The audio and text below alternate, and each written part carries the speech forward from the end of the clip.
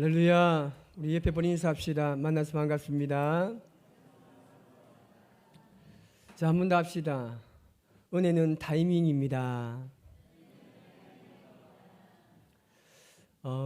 우리가 지금 이 야구를 한 번씩 보면 이 타자가 이 홈런을 칠 때는 딱 이 맞는 순간, 투수가 공을 던지는 순간 딱 눈앞에 올 때 이 홈런인지 아닌지를 정확하게 자기가 안다고 합니다. 그래서 우리가 흔히 우리 인생은 타이밍이 중요하다고 말을 많이 하는데, 우리가 이 타이밍에 지지 않으려면 어떻게 해야 되느냐 하면, 여러분, 계속 사랑하면 됩니다. 그리스도인들은 이 하나님의 은혜의 타이밍을 놓지 않기 위해서는 계속 사랑의 자리에 있으면 되는 겁니다. 그래서 우리 모두가 날마다 그 사랑의 자리에 앉아 있으시기를 바랍니다. 우리 모두가 하나님의 사랑으로 오늘 들어왔습니다. 오늘 우리는 이 말씀을 가지고 우리의 인생에 정말 수많은 실수들이 있는데, 정말 그 실수 때문에 후회하고 좌절할 때가 얼마나 많은지 모릅니다. 그런데 그 실수도 하나님께서 사용하시는 놀란 은혜가 오늘 바로 이 느헤미야에게 있다라는 것이죠. 오늘 이 말씀을 통하여서 여러분의 일상에서 역사하시는 그 하나님의 은혜를 매일 깨닫고 경험하는 복된 삶을 살아가시기를 주님의 이름으로 축원합니다. 이 오늘 본문에 나오는 느헤미야는 이 페르시아 왕의 최측근 이 고위층에 있으면서도 늘 이 자기 민족 이스라엘, 그리고 폐허가 된 이 예루살렘을 걱정하는 하나님의 사람이었습니다. 그래서 이 하나님의 부르심을 확인하고 자기가 이제 돌아가서 예루살렘 성벽을 다시금 재건해야 되겠다는 결심을 하게 됩니다. 그런데 이 느헤미야는 하나님의 부르심을 확인했습니다. 그러나 그것을 현실로 옮기는 것은 그렇게 쉬운 일이 아닙니다. 아주 만만치 않은 이 장벽을 넘어서야만 했습니다. 절대 권력자인 이 페르시아 왕의 마음을 움직여야 했기 때문입니다. 우리가 잘 알지만 이 왕의 마음을 움직인다는 것은 결코 쉬운 일이 아닙니다.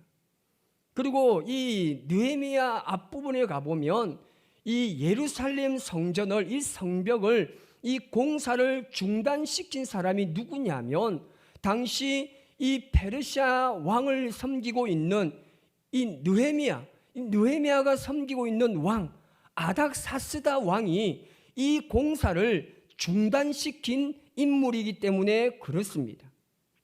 그러니까 이제 다시금 재건하려면 어떻게 해야 됩니까? 이 왕에게 부탁을 해야 하는 겁니다.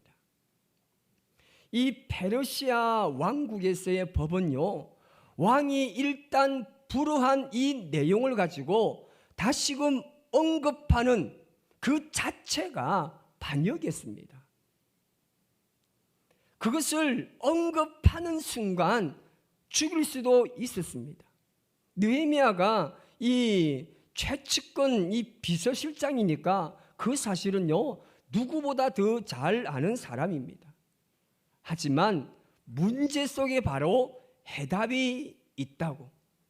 애당초 공사를 중단한 사람이 아닥사스다 왕이기 때문에 다시금 이 공사를 재가할 수 있는 사람도 오직 아닥사스다 왕이었기 때문입니다. 느헤미야가 이것을 너무나 잘 알았습니다.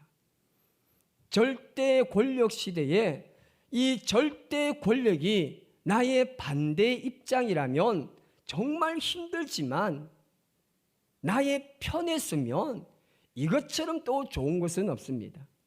그래서 느헤미야는 기회가 올 것임을 믿고 넉 달 동안 기도하게 됩니다. 오늘 사실 느헤미야 1장이 바로 이 느헤미야가 기도하는 내용입니다. 그래서 오늘 2장을 같이 보면서 말씀을 나눌 것인데요.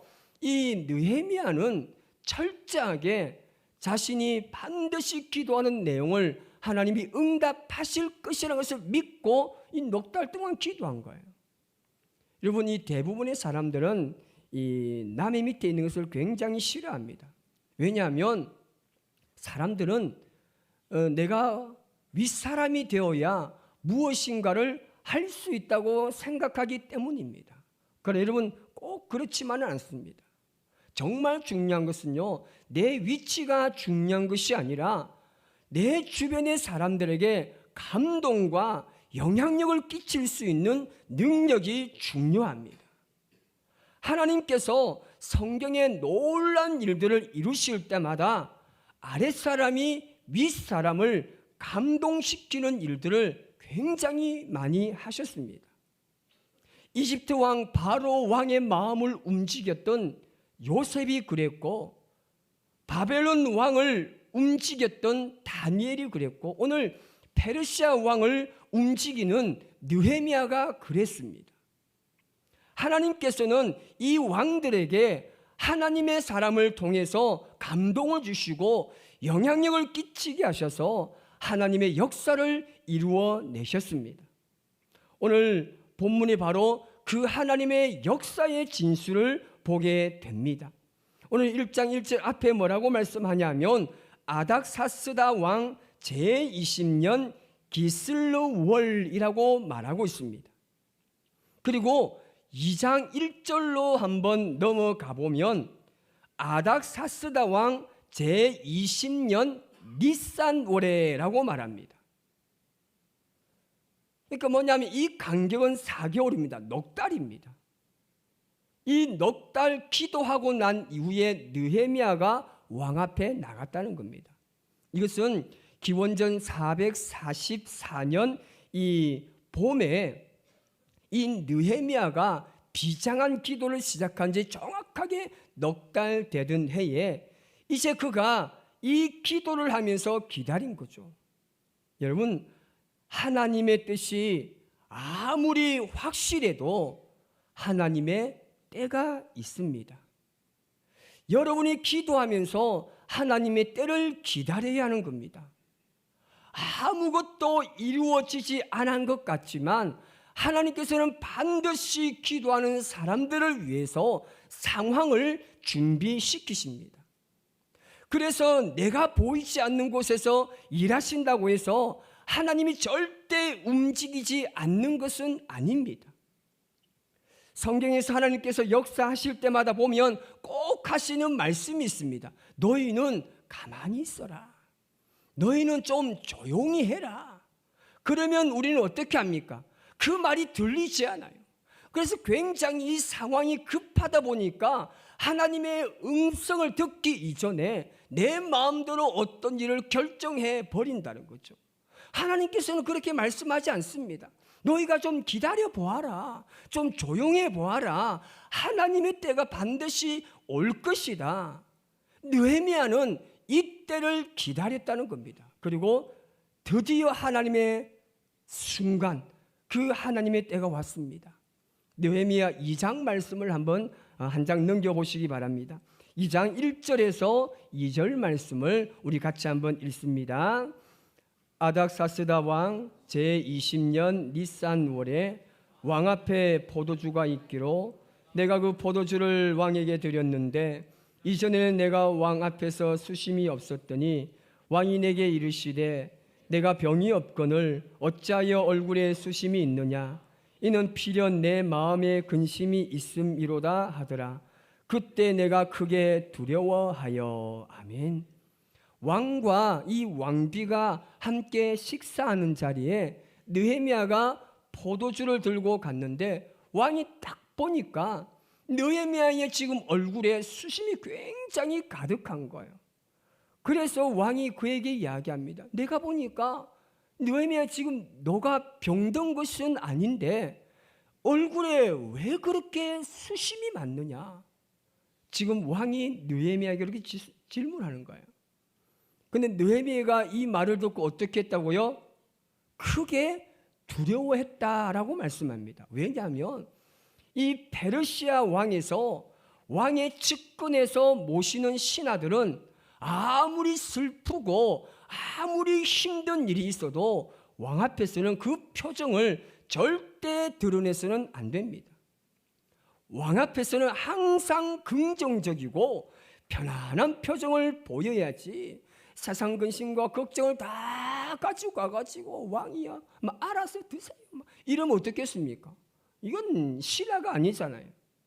개인의 감정을 조금이라도 왕 앞에 드러내서 이 왕의 마음을 언짢게 하면 그 즉시 저영감입니다. 여러분 공산주의 알잖아요. 우리가 저 아는 저 위쪽에 사시는 분 어떻게 합니까? 자기가 그냥 함께 앉아있는 옆에 쳐다보니 꾸벅꾸벅 졸아요. 어떻게 합니까? 죽여라! 끝이요.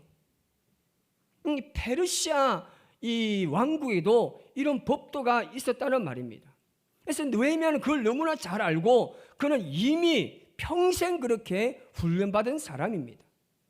그래서 느헤미야는 엄청난 자기 이 감정 통제 능력이 뛰어난 사람인데 지금 그거 어땠습니까? 목숨을 잃을 뻔한 실수를 한 거예요. 그리고 이 신락 같은 흐트러짐을 지금 왕이 캐치한 겁니다. 다른 신하 같으면 어디 감히 왕 앞에서 근심 어린 표정을 지어 여봐라 당장 목을 베어라 땡강 끝나요. 그런데 왕이 지금 느헤미야에게 다르게 말합니다. 뭐라고 합니까? 무슨 고민이 있느냐 이렇게 묻는 거예요. 느헤미야는 이 평소에 굉장히 이 성실한 사람이었습니다.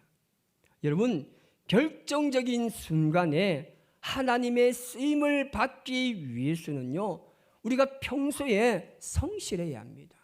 신실해야 합니다. 느헤미야가 그런 왕의 신뢰를 받고 있었다는 겁니다. 어쨌든 왕 앞에 이런 수심을 보였다는 것은 이 최측근의 비서실장으로 굉장히 큰 실수를 한 거예요. 하지만 왕이 이 자기를 보는 이 어투와 표정을 보니까 지금 왕이 화내는 게 아니라 진짜 자기를 뭔가가 도와줄 것 같다라는 직감을 그가 하게 되는 겁니다.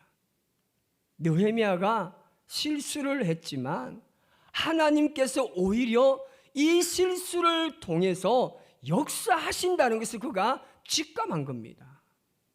여러분 하나님께서는 하나님의 사람의 실수도 사용하십니다. 아멘. 하나님의 사람이 아닌 사람은 잘해도 그게 무너짐의 원인이 될 수 있지만 하나님께서는 모든 것이 합력하여 선을 이루게 하십니다. 그래서 느헤미야는 일부러 만들려고 해도 만들 수 없는 이 기회가 오히려 자신의 실수를 통해서 만들어지고 있다는 것을 깨닫게 된 겁니다. 2장 3절 말씀을 우리 같이 한번 읽습니다. 왕께 대답하되 왕은 만세수를 하옵소서. 내 조상들의 묘실에 있는 성읍이 이제까지 황폐하고 성문이 불탔사오니 내가 어찌 우굴의 수심이 없사오리까 하니. 아멘. 여러분 이 말씀을 보면서요 제가 이 느헤미야를 보면서 꽤 담복했습니다. 이 느헤미야 이 사람 도대체 어떤 사람일까 정말 굉장히 궁금했습니다.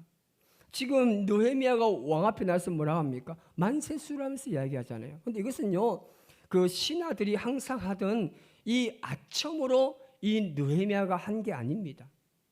느헤미야는 진심으로 이 왕을 축복하면서 살았던 사람입니다. 보통 보면 윗사람은 이 아래 사람들이 아첨을 하는 것을 보면 한 번에 알아봅니다. 그런데 이 느헤미야는 정말 아첨이 아니라 정말 이 왕을 진심으로 축복하고 있었습니다. 여러분 앞에서는 굽신굽신하고 뒤에서는 열심히 욕하면요 윗사람 여러분 모르는 줄 알죠? 다 압니다. 여러분 이거 어디 잘하는 줄 압니까? 카페 가면 정말 잘 알아요. 앉아있으면요 수근수근하면요 전부 다 해서 자기 윗사람 욕하고 있어요. 여러분들은 이 주위 사람들을 축복해 주시기 바랍니다. 여러분 욕하지 마세요. 그리고 이간하지 마세요. 오히려 나를 미워하는 그 사람을 위해서 기도해 주시기 바랍니다. 그 마음을 가지는 게 중요한 거예요. 아첨이 아니라 마음으로부터 축복하는 겁니다. 그런 언어로 시작하는 거예요. 그리고 이 느헤미야가 뭐라고 말합니까? 내 조상들의 묘실에 있는 성읍이 이제까지 황폐하고 성문이 불탔사오니라고 말합니다. 제가 여기서 느헤미야의 지혜를 본 거예요. 느헤미야가 지금 뭐라고 이야기합니까? 예루살렘 성벽이라고 말하지 않습니다. 내 조상들의 묘실이 있는 성읍이라고 이야기합니다. 이것은 굉장히 중요한 것은 뭐냐면요, 페르시아 사람들도 조상의 무덤을 유대인 이상으로 소중하게 생각했기 때문입니다. 그러니까 이 페르시아 사람이나 이 예수 안 믿는 사람들이 만약에 내가 기도하고 정말 하나님의 확신을 받고 가서 이거 하나님 뜻입니다, 이대로 바로 해야 합니다, 여러분, 그러면 어떻게 하겠습니까? 그 말을 수긍하는 사람이 있을까요? 없습니다. 오히려 반감을 많이 삽니다. 그래서 누구나 공감할 수 있는 조상들의 묘실이 황폐해졌습니다 라고 말한 겁니다. 여러분, 얼마나 많은 사람들이 옳은 이야기를 우둔한 방법으로 말해서 이를 그치는 경우가 얼마나 많습니까? 느헤미야가 어떻게 하면 이 하나님을 믿지 않는 이 불신자 왕의 마음을 정말 열면서 이 이야기를 내가 할 수 있을지 그가 정말 고민했다는 것을 우리가 볼 수 있습니다. 이 하나님께 주신 지혜입니다. 그리고 2장 4절 우리 같이 한번 더 읽습니다. 왕이 내게 이르시되 그러면 내가 무엇을 원하느냐 하시기로 내가 곧 하늘의 하나님께 묵도하고. 아멘. 여러분, 우리가 성경을 읽으면서 이 너무 참 이 복잡하던 것이 정말 어처구니 없이 툭 던져지면서 해결되는 경우가 있습니다. 수십 년 동안 이 막혔던 이 난제를 단 몇 초 사이에 왕이 탁 하고 풀어주는 거예요. 오케이, 알았다. 그러면 내가 너에게 구체적으로 내가 무엇을 해주면 되느냐? 여러분, 하나님께서 순식간에 이 문을 열어준 겁니다. 그런데요, 이때 정말 잘해야 합니다. 우리가 일이 잘 풀릴 때 어떻게 말합니까? 왜 이렇지? 이럴 일이 없는데? 왜 일이 이렇게 잘 풀려가지? 일이 잘 풀렸는데도 걱정하고 있어요. 왜 이러지? 맞아요. 정말 이때 우리는 굉장히 조심해야 합니다. 그래서 느헤미야가 왕이 뭐 해주기 원하니? 그래 물어봤을 때 지금 뭐 했다고 말합니까? 뭐 했다고요? 묵도했다고 하지 않습니까? 다 영어 성경 보나요? 묵도했다는 거예요. 묵도. 뭔 말입니까? 그 순식간 왕이 하는 그 말, 그 순식간 몇 초 사이에 뭐 했다고요? 기도했다는 거예요. 이 굉장히 중요합니다. 느헤미야는 이 짧은 순간에 자신의 말 한마디에 지금 민족의 운명이 담겨 있다는 것을 알았습니다. 그래서 여러분, 힘 있는 사람과 대화할 때는 만나러 가기 전에도 기도해야 되지만 만나서 대화하는 그 순간에도 마음속으로 계속해서 기도해야 하는 것입니다. 느헤미야는 가장 중요한 상황에서 하나님의 도우심을 받아야 한다는 것을 알았습니다. 그래서 느헤미야가 기도한 후에 하는 말을 한번 보십시오. 2장 5절에 앞부분에 뭐라고 기록되어 있습니까? 만일 왕이 좋게 여기시고 종이 왕의 목전에서 은혜를 얻어 싸우면 이라고 이야기합니다. 느헤미야는 아주 겸손하게 이야기합니다.